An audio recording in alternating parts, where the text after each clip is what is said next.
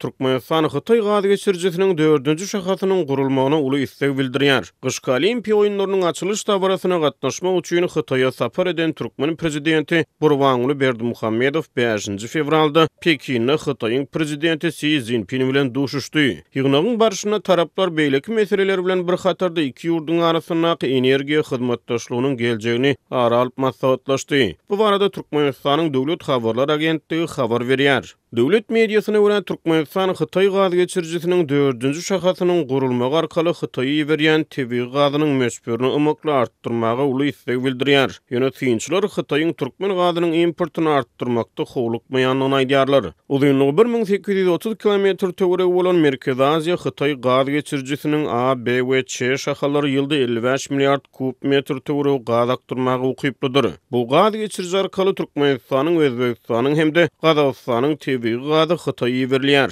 5-nji fevralda Pekinne geçirilen Türkmen Xitay duşuşygyny Berdimuhammedow gaz geçirjiniň 4-nji şahasy arkaly Xitaýa ugrudylmagy meýilleşdirilýän türkmen gazynyň möçberiniň kesgitlenilmeginiň zerurdygyny aýtdy. Xitaýyň Milli Gaz Korporasiýasynyň maglumatlaryna görä guruluşy dowam edýän 4-nji şaha Merkezi Aziýadan Xitaýa berilýän gazyň ýyllyk mukdaryny 30 milliard kub metr artdyrar. Azat Ýewropa Azatlyk radiosynyň Xitaý synçysy Reed Standish 7-nji fevralda Azatlyk radiosyna beren interwýusynda türkmen gazynyň möçberini artdyrmakda Xitaýyň howluk beýanlaryny çaklady. Obviously, it's always difficult to know what's happening behind the scenes in Beijing.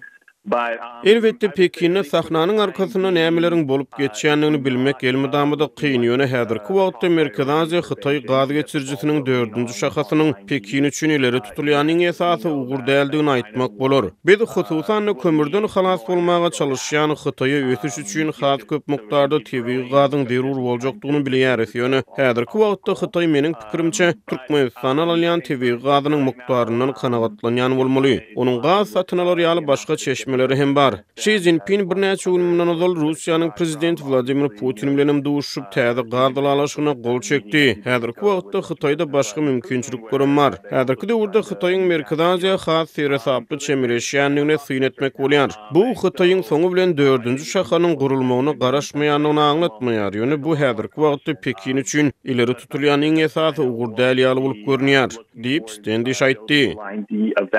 But it doesn't look like it's a current priority for Beijing at the moment. Merkezi Aziýa Xitay gaz geçirjisiniň A şahasy 2009-njy ýylyň dekabryna, B şahasy 2010-njy ýylyň oktýabryna, C şahasy 2014-njy ýylyň maýyna işe girildi. Göz başyna Türkmenistanyň alyp gaýdýan bu gaz geçirji arkaly türkmen, özbek we gazak gazy Xitaýyň Sinjan sewtine akdyrylýar. Xitaýyň Milli Gaz Korporasiýasyna görä Xitaý 4-nji şahanyň guruluşy boýunça Özbegistan, Kyrgyzstan we Täjikistan bilen lalaşyk baglaşdy. Hatda 4-nji şahanyň Täjikistanyň geçýän böleginiň guruluşyna eýän badylgy berildi. 4-nji şaha Türkmenistan, Özbegistan, Täjikistan we Kyrgyzstanyň üstünden Xitaýa barýar. Munyň bilen umumy gaz geçirjiniň kuwaty 85 milliard kub metre barabar bolar. Türkmen medeniýeti 5-nji fevralda geçirilen Türkmen-Xitaý duşuşygyny Türkmenistan-Xitaý gaz geçirjisiniň 4-nji şahasynyň guruluşynyň tasdimaty boýunça ulalaşygyň gazanlanyny habar berýär. Ýöne Xitaýyň Sinhua habar agentligi bu gurda Türkmenistanyň Xitaý bilen hyzmatdaşlygy ösdürmäge gyzyklama bildirýändigini habar bermek bilen çäklenýär. Galy berse-de TDH-nyň habaryna görä prezident Berdimuhammedow 4-nji şaha boýunça geljekde ýerine ýetiriljek işleriň çägine Xitaýa berilýän tebii gazyň bahasyny ara alyp maslahatlaşmaga girişmegiň zerurdygyny aýdypdyr. Ol haritlik gazyň bahasyny kesgitlemekde dünýä tejribesinden ugur alınjakdygyny bilip aglapdyr. Mundan ozal ma'lum bolan media maglumatlaryna görä 2021-nji ýylyň iýulyna Xitaý 1000 kub metr gaz üçin Türkmenistana $238 töleýärdi.